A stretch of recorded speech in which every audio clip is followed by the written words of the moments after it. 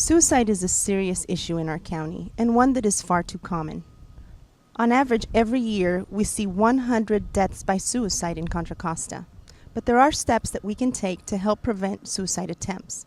Today, I'm with Dr. Charles Saldanha to learn more.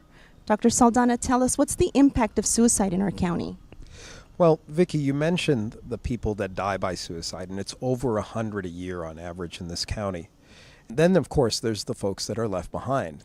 For every person that dies, there's family members and friends and others that are having to deal with that loss and have tremendous impact in their lives. And for every suicide that's completed, there's also many people that attempt suicide. Are there any particular groups that may be more at risk to taking their own lives? So no group is exempt from suicide. Suicide can affect any population. That being said, we do think about suicide as a particular problem among youth, and there's a lot of work in schools to try and identify and help students who are at risk of suicide.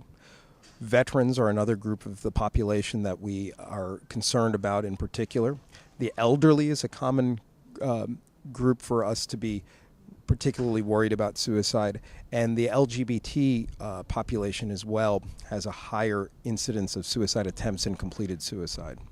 And what are some of the signs that someone may be suicidal, or and the steps that people can take to help? So that's a great question.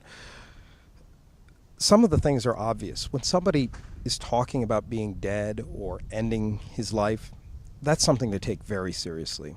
However, sometimes there are more subtle things. When there's a very marked change in someone's behavior, or perhaps they're doing things that suggest they aren't planning on being around anymore, a sudden effort to make a will, divesting oneself of possessions. Those kinds of things ought to trigger us to worry that this person might be at risk of suicide. In terms of what we can do, it starts by being supportive and being there for that person. It's important that people don't feel afraid to ask about suicide. One of the common misconceptions is that by asking about suicide, we might plant that idea in somebody's mind. That turns out not to be the case. And in fact, if we can't start that conversation, sometimes we can't go ahead and take some of those steps that's going to help somebody be safe. So what can we do? Certainly getting somebody just the support of those around them is a great starting place. However, there are also other forms of support, professional sources of help. There are groups and individual treatment available.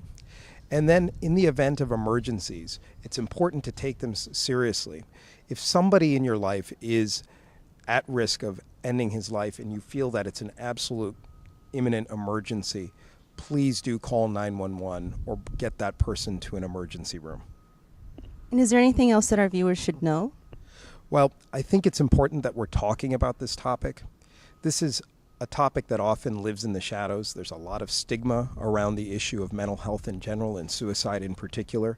And I think it's very important for people to know that this is a large problem in our county, and that most importantly, it's a problem about which we can do something, that there is help available.